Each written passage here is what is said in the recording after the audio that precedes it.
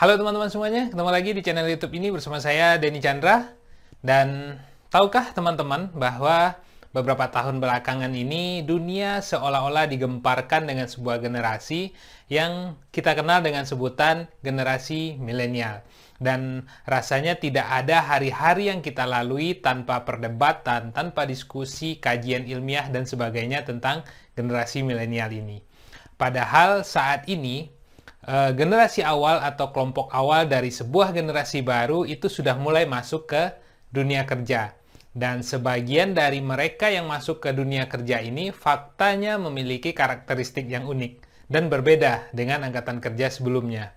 Nah, generasi baru ini dikenal dengan sebutan generasi Z atau lebih dikenal dengan sebutan Gen Z. Secara populasi sendiri boleh dikatakan Gen Z ini sudah cukup besar. Karena pada tahun 2020, jumlah populasi mereka diperkirakan di seluruh dunia ada sekitar 2,5 miliar. Dan itu merupakan sebuah jumlah yang cukup besar dan tetapi kita dan sebagian besar orang umumnya mengabaikan. Kenapa? Karena mungkin selama ini pembahasan kita lebih banyak berputar tentang generasi milenial. Dan mungkin kita bertanya-tanya, apa sih perbedaan antara generasi milenial ini dengan generasi Z? Dan serta apa saja yang menjadi karakteristik utama dari generasi Z ini? Yuk sama-sama kita cari tahu.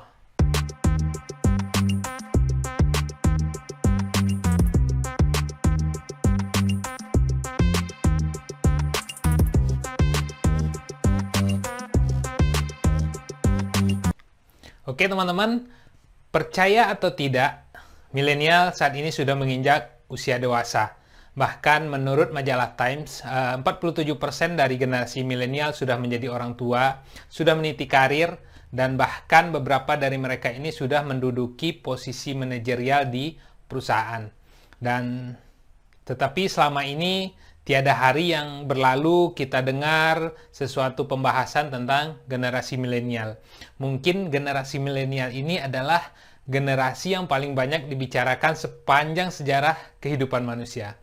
Sehingga ya mungkin karena keasikan membicarakan generasi milenial ini, seolah-olah kita semua lupa dan menganggap bahwa kita tidak bisa membayangkan akan ada generasi lain setelah generasi milenial ini.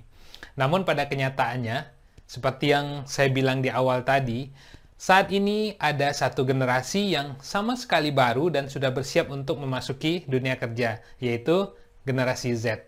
Dan kalau teman-teman semua penasaran dan bertanya-tanya sebenarnya apa sih perbedaan antara generasi milenial dan generasi Z ini, serta apa saja yang menjadi karakteristik utama mereka. Tetap terus tonton video ini karena saya akan mereview sebuah buku yang berjudul yaitu Generasi Z Memahami Karakteristik Generasi Baru yang akan Mengubah Dunia Kerja. Baik, oke teman-teman semuanya, sebelum kita masuk ke review buku tersebut, mari kita lihat sekilas tentang buku ini. Ini dia teman-teman, buku yang berjudul Generasi Z Memahami Karakteristik Generasi Baru yang akan Mengubah Dunia Kerja. Buku ini ditulis oleh David Stillman dan Jonah Stillman. Ya, jadi ini adalah ayah dan anak, di mana David Stillman sendiri adalah penulis buku dan juga kontributor yang sering menulis untuk beberapa surat kabar di Amerika Serikat, ya, seperti Times, Washington Post, New York Times, dan USA Today. Sedangkan Jonah Stillman itu adalah seorang murid SMA yang berumur sekitar 17 tahun. Dan dia juga seorang duta bagi WA, sebuah organisasi nirlaba internasional yang membawanya ke Kenya dan Ekuador untuk membangun sekolah gratis. Ya, jadi buku Generasi Z ini sendiri diterbitkan oleh penerbit Gramedia Pustaka Utama dan diterbitkan di Indonesia itu pada tahun 2018. Tebalnya sekitar 270 halaman. Itu sekilas tentang buku Generasi Z ini. Oke, teman-teman, baik, sekarang kita akan lanjutkan untuk mereview buku Generasi Z ini. Sebagaimana pendefinisian dari generasi-generasi sebelumnya yang juga didasarkan pada tahun-tahun kelahiran, maka generasi Z ini adalah generasi yang dikelompokkan, itu mereka yang lahir antara tahun 1995 sampai tahun 2012. Dan senior mereka yang di atasnya seperti yang saya sebut tadi, yaitu generasi milenial yang lahir pada sekitar tahun 1980-an. David Stillman mengkaji pada awalnya tentang generasi Z ini karena dia mengikuti sebuah proyek sosial nirlaba, dan pada kesempatan itu dia bekerja sama dengan beberapa anak remaja yang seusia dengan anaknya. Pada awalnya David Stillman berpikiran bahwa mereka ini adalah milenial dalam usia yang masih sangat muda. Tetapi secara karakteristik dia mengamati bahwa ternyata karakter-karakter yang dari generasi baru ini cukup berbeda dengan generasi milenial. Milenial umumnya adalah didikan dari generasi baby boomers. Sementara Gen Z ini merupakan didikan dari Gen X. Jadi kalau generasi milenial hidup dalam dunia yang optimis, itu karena mereka inilah masa yang disebut dengan masa keberlimpahan dan pertumbuhan ekonomi begitu kuat. Sehingga mereka umumnya generasi milenial ini adalah orang-orang yang optimis.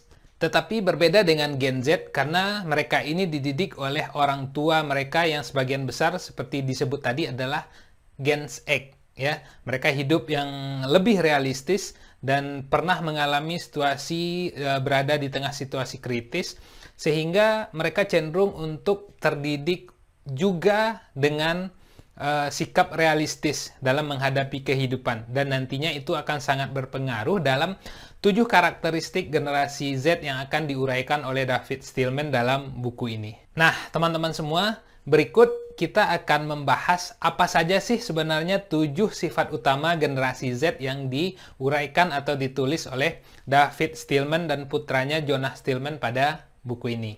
Karakteristik pertama dari Gen Z ini menurut David Stillman itu disebut dengan pigital. Pigital itu singkatan dari physical dan digital. Jadi generasi Z ini adalah generasi yang tumbuh dan besar di era digital. Mereka ini disebut dengan native digital, atau istilah lainnya merupakan anak kandung dari digital.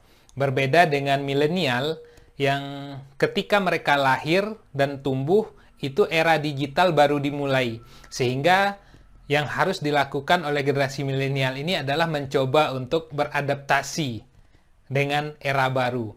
Tetapi kalau generasi Z ini justru begitu mereka lahir, mereka telah langsung bersentuhan atau mengenal dengan dunia digital. Dan karena itu dalam kehidupan mereka sehari-hari, itu sulit untuk bisa memisahkan antara dunia fisik ataupun dunia maya. Jadi, kenapa tadi dibilang bahwa generasi Z ini tidak bisa dipisahkan antara dunia fisik dengan dunia digital.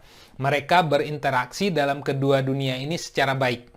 Ya. Mereka bekerja dan juga melakukan interaksi sosial itu sama baiknya. Sehingga kedua lingkungan ini adalah habitat asli dari generasi Z.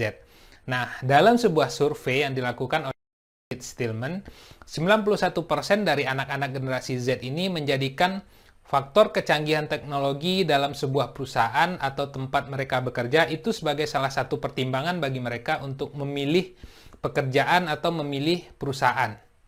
Nah, menariknya lagi teman-teman, mungkin kita berpikir karena mereka ini adalah native digital, maka mungkin mereka cenderung akan lebih suka berinteraksi atau berkomunikasi melalui dunia digital. Tetapi pada kenyataannya justru berbeda. Ya, ketika dilakukan survei kepada sebagian besar generasi Z ini, apakah mereka menyukai tatap muka atau justru melalui platform online atau digital? Dan sebagian besar, sekitar 84%, mereka menyebut lebih menyukai komunikasi tatap muka. Jadi aspek manusiawi atau unsur manusia mereka justru lebih muncul meskipun mereka ini boleh dibilang hidup di dua dunia atau dua dimensi. Nah, karakteristik kedua dari generasi Z ini adalah hyper custom. Ya. Jadi generasi Z ini cenderung lebih menyukai mengkostumisasi segala hal dalam diri dan dalam kehidupan mereka. Generasi Z ini tidak menyukai hal-hal yang sudah bersifat umum atau sudah hal-hal yang sudah baku gitu. Dan mereka cenderung untuk berusaha membuat dan menghasilkan hal-hal yang baru. Dan dalam survei yang dilakukan, 56% generasi Z ini memilih untuk menguraikan sendiri jenis-jenis pekerjaan yang mereka lakukan. Jadi mereka tidak mau memakai uraian umum atau hal-hal yang deskripsi yang diyakini atau sudah diikuti oleh banyak orang. Bahkan untuk sekedar jabatan dalam pekerjaan ataupun positioning dalam perusahaan juga, mereka cenderung untuk membuat jabatan-jabatan sendiri. Seperti mereka mengganti istilah Chief Executive Officer atau CEO menjadi Chief Inspirational Officer.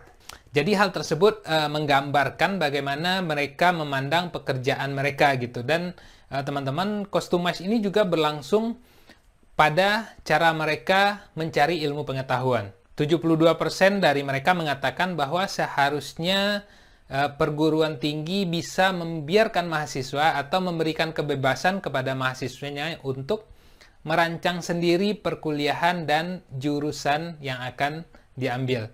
Ya, artinya mereka memiliki sebuah keyakinan bahwa pekerjaan yang akan mereka hadapi nanti di masa depan itu merupakan suatu pekerjaan yang baru atau suatu pekerjaan yang belum ada saat ini. Sehingga mereka mengerti pengetahuan apa yang seharusnya mereka dapatkan, dan mereka menganggap pengetahuan ataupun kurikulum yang diajarkan di sekolah atau di perguruan tinggi sudah tidak up to date lagi untuk kebutuhan mereka di masa depan. Jadi mereka benar-benar mencoba untuk mengcustom diri mereka sendiri, mereka menentukan hidup mereka sesuai dengan keinginannya. Dan itu juga yang muncul dalam kehidupan, misalnya dalam sisi pakaian.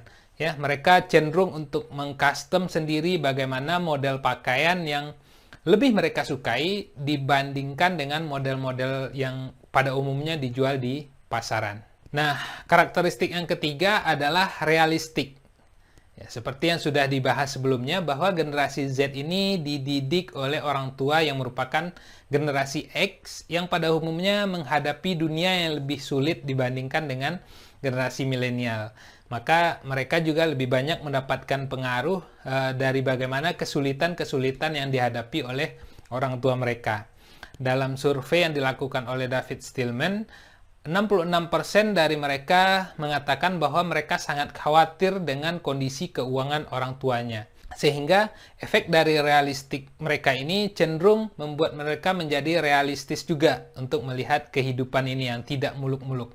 Dan mereka pada saat yang sama juga menjadi pekerja keras. Ya. Mereka merancang masa depannya, mereka memikirkan masa depan mereka dengan lebih baik, kemudian lebih menentukan semenjak awal ketika mereka memilih jurusan di perkuliahan, ketika mereka memilih universitas ataupun sekolah, itu mereka memikirkan dengan baik apa yang mereka butuhkan, mereka pengen jadi apa nantinya, jurusan apa yang mereka ambil. Bahkan 75% dari mereka ketika ditanya tentang pekerjaan, mereka cenderung akan lebih mendahulukan pekerjaan daripada urusan percintaan. Dan karena mereka menyadari bahwa dunia ini adalah tempat di mana mereka harus berjuang untuk survive, maka tidak ada tempat yang mudah dan tidak ada situasi yang mudah, sehingga dibutuhkan kemampuan untuk menjadi seorang survival, ya, menjadi seorang survival dan yang harus bertahan dan menjadi realistis. Itu yang menyebabkan mereka berbeda dengan milenial. Lalu yang karakteristik yang keempat yaitu Weekonomis atau sharing economy. Sharing economy merupakan sebuah dunia ya, yang diciptakan oleh milenial, tetapi pertimbangan dari Gen Z ini bukan seperti yang dimiliki oleh milenial yang cenderung bekerja secara kolaboratif. Tetapi Gen Z ini lebih berpikir kepada efektivitas, karena sejak awal mereka menyadari bahwa mereka hidup di dunia yang sangat keras, sehingga mereka lebih mengedepankan sikap yang realistis. Makanya salah satu cara untuk bertahan dengan lebih baik adalah dengan bekerja sama. Dan dalam makna-makna tertentu, untuk membuat segala hal yang mungkin untuk lebih mudah dikerjakan dengan bersama-sama atau berkolaborasi, maka mereka akan melakukannya dengan berkolaborasi. Dalam sebuah survei yang ditanyakan kepada generasi Z ini, bagaimana mereka bisa berkontribusi untuk kehidupan dunia yang lebih baik, sebagian besar atau umumnya jawaban yang mereka berikan adalah saling peduli dan mencoba untuk menghargai orang lain. Jadi generasi Z ini benar-benar orang yang boleh dibilang aware ya. Salah satu catatan yang paling penting adalah kepedulian mereka terhadap sesama. Mereka sangat peduli terhadap isu-isu kemanusiaan. Dan dalam survei yang dilakukan oleh David Stillman juga, 93% dari mereka mengatakan bahwa salah satu pertimbangan ketika mereka mencari pekerjaan adalah apakah perusahaan atau tempat mereka bekerja itu memiliki hubungan yang baik dengan masyarakat sekitarnya. Jadi itu yang menjadi salah satu faktor yang menentukan apakah mereka akan memilih perusahaan itu untuk tempat mereka berkarir atau tidak. Karakteristik yang kelima yaitu FOMO, singkatan dari Fear of Missing Out. Jadi secara karakteristik generasi Z ini mempunyai ya boleh dibilang semacam fobia ya, nyebutnya mereka takut untuk ketinggalan informasi sehingga mereka selalu berusaha untuk mengupdate informasi di sekitar mereka. Sebagian besar dari mereka juga berinteraksi hampir intens untuk berinteraksi dengan gadget atau smartphone mereka. Dalam sebuah survei disebutkan bahwa generasi Z ini berinteraksi dengan perangkat digital mereka itu selama 6 jam dalam satu hari hanya untuk mengupdate informasi yang berkembang di sekitarnya. Dan mereka merasa sangat tidak nyaman ketika mereka tidak update dengan informasi atau perkembangan terbaru yang terjadi atau hal-hal yang lagi tren yang dibicarakan oleh orang-orang di lingkungan mereka. Jadi 91% dari mereka mengaku bahwa mereka membawa perangkat digital mereka ini sampai ke tempat tidur. Ya, jadi artinya mereka terbiasa untuk terus-menerus mengupdate informasi-informasi yang mereka butuhkan. Jika kita kaitkan ke dunia kerja, justru hal tersebut sangat membantu dan mempunyai dampak positif bagi perusahaan atau tempat mereka bekerja, karena kemampuan mereka terhadap banyak hal membuat mereka juga memiliki kecenderungan lebih menyukai ketika diberikan peran ganda atau peran lebih di dunia kerja. Melalui survei yang dilakukan kepada sebagian besar generasi Z ini menyatakan bahwa 75% dari mereka menyatakan lebih tertarik dan lebih tertantang dengan situasi yang memungkinkan mereka untuk memiliki peran ganda dalam pekerjaannya. Tetapi hal ini bukan berarti bahwa mereka itu hebat atau menyukai multitasking. Mereka justru tidak terlalu menyukai multitasking. Hanya saja mereka mampu untuk berpindah atau switch dari satu pekerjaan ke pekerjaan lainnya, sebagaimana halnya ketika di layar smartphone mereka itu yang cenderung untuk membuka banyak aplikasi dan kemudian mereka mampu untuk berpindah dari satu tema ke tema yang lainnya. Ini salah satu kelebihan generasi Z yang tidak ingin ketinggalan informasi dan selalu mengupdate kemajuan-kemajuan atau informasi terbaru di sekitar mereka. Nah, karakter yang keenam yaitu do it yourself. Ini adalah salah satu faktor yang membedakan mereka dengan milenial. Kalau milenial cenderung untuk menyukai pekerjaan itu dilakukan secara kolaboratif, tetapi bagi generasi Z ternyata mereka lebih menyukai privasi. Jadi sederhananya bagi Gen Z ini adalah semua pekerjaan yang kita tahu kita bisa menyelesaikannya secara sendiri, maka lebih baik diselesaikan secara sendiri dibandingkan dengan bekerja dalam tim. Karena menurut mereka ini akan membuat mereka lebih bisa untuk menggaransi hasil dari pekerjaan mereka tersebut. Kecuali jika memang pekerjaan itu tidak bisa dilakukan tanpa kolaborasi, maka mereka juga akan mau dan siap untuk berkolaborasi. Tetapi bukan berarti mereka itu anti kolaborasi ya, tetapi secara umum mereka lebih menyukai privasi dan kemudian menggunakan imajinasi mereka sendiri dalam menyelesaikan pekerjaan-pekerjaan yang mereka lakukan.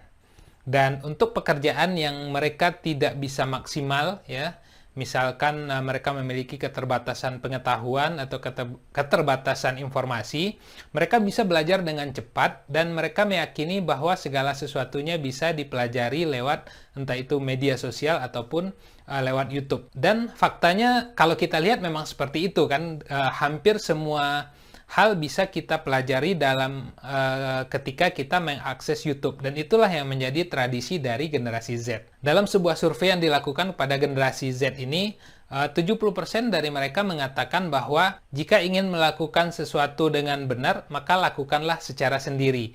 Jangan berharap kepada orang lain. Dan karena itu, gabungan dari karakter mereka yang lebih realistis, kemudian karakter mereka yang lebih cenderung untuk mandiri dalam melakukan suatu pekerjaan, maka menurut survei atau penelitian yang dilakukan oleh Harvard Business Review mengatakan 70% dari generasi Z ini lebih menyukai atau senang melakukan pekerjaan secara atau menjadi seorang freelancer. Lalu karakteristik ketujuh atau yang terakhir dari generasi Z ini menurut David Stillman dalam buku ini, yaitu driven. Ini adalah karakter Gen Z yang penuh motivasi. Mereka adalah orang-orang yang sangat kompetitif dan punya obsesi yang sangat tinggi. Ini juga adalah akibat atau buah dari karakter mereka yang lebih realistis dalam memandang kehidupan. 72% dari generasi Z ini mengatakan bahwa mereka siap untuk kompetitif dan bersaing dengan orang-orang yang melakukan pekerjaan yang sama dengan mereka. Jadi mereka siap untuk berkompetisi, dan salah satu kelebihan mereka adalah tidak menyukai berada dalam satu level pekerjaan yang sama dalam jangka waktu yang lama.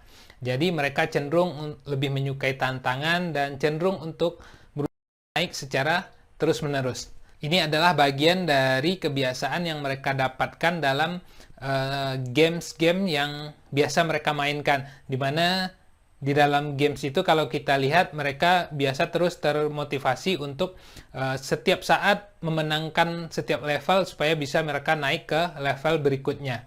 Sehingga mereka bisa mendapatkan hasil-hasil yang semakin baik dari setiap step yang mereka jalani. Dalam sebuah survei yang dilakukan ketika ditanya apakah mereka mau bekerja lebih lama dan lebih keras untuk mencapai tujuannya, maka 88% dari generasi Z mengatakan dengan sangat yakin dan mantap bahwa mereka siap. Nah, teman-teman semua, itu tadi 7 karakter atau sifat utama dari generasi Z. Nah, teman-teman semuanya, itu tadi 7 karakter atau sifat utama dari generasi Z yang diulas dan diuraikan secara komprehensif oleh David Stillman dan Jonah Stillman dalam buku mereka yang berjudul Generasi Z, memahami karakteristik generasi baru yang akan mengubah dunia kerja. Dan itu juga bisa nanti kita pahami dengan baik karena suka atau tidak, generasi Z ini sudah mulai masuk ke dalam dunia kerja. Dan sebagian besar dari kita belum menyadarinya bahwa beberapa pekerjaan, beberapa sektor usaha yang selama ini masih didominasi oleh generasi Gen X dan milenial secara berangsur-angsur nanti akan dikuasai oleh generasi Z. Dan jika kita tidak mampu untuk beradaptasi dengan cara kerja mereka, maka boleh jadi kita akan mengalami hambatan-hambatan dalam pekerjaan kita. Nah, itu tadi teman-teman, kita sudah membahas atau mereview isi atau konten dari buku yang ditulis oleh David dan Jonah Stillman ini. Selanjutnya kita akan melihat untuk desain buku. Kalau menurut saya secara pribadi, desain buku ini tidak ada yang istimewa, karena biasa saja dan hampir sama dengan buku-buku lainnya. Cuman yang agak menonjol adalah di covernya yang merupakan perpaduan warna biru muda dan putih, sehingga ya agak adem dan teduh ketika kita melihatnya, serta ditambah dengan sedikit ya semacam karikatur ya layaknya infografis. Selain itu tidak ada yang menonjol atau bisa di-highlight dari desainnya. Namun walaupun desainnya cukup simpel, tetapi buku setebal 270 halaman ini menawarkan pengetahuan yang cukup bermanfaat yang dibutuhkan oleh para pemimpin di dunia usaha untuk mengatasi kesenjangan berikutnya dan cara terbaik untuk bagaimana merekrut, mempertahankan, memotivasi serta mengelola generasi baru ini yang akan segera masuk ke dunia kerja yang kita sebut dengan generasi Z. Selain itu juga sangat bermanfaat untuk para dosen, guru, ataupun yang lembaga-lembaga pendidikan tentang bagaimana memahami cara pikir, pola pikir, dan cara pandang generasi ini terhadap pendidikan. Begitu juga bagi Anda para orang tua, khususnya generasi X yang memiliki begitu juga dengan para orang tua, khususnya generasi X yang merupakan orang tua dari anak-anak generasi Z ini. Bagaimana untuk memahami pola pikir, bagaimana untuk memahami cara pandang mereka terhadap pekerjaan, terhadap pendidikan, dan terhadap hubungan sosial, itu cukup membantu dan dibahas secara komplit di buku ini. Sehingga buku ini menawarkan cara pandang yang cukup berbeda, atau boleh dibilang baru. Dengan membaca buku ini, setidaknya memberikan perspektif baru kepada kita, memberikan cara pandang yang lebih utuh terhadap seperti apa sih nanti karakteristik atau sifat-sifat yang dimiliki oleh generasi baru ini, terlebih bagi dunia usaha ataupun dunia kerja. Karena seperti yang kita bilang di awal, generasi pertama dari Gen Z ini sudah mulai memasuki dunia kerja, dan jelas karakteristik dan sifat mereka berbeda dengan generasi sebelumnya. Demikian review buku ini. Selamat membaca dan selamat berkenalan dengan generasi Z.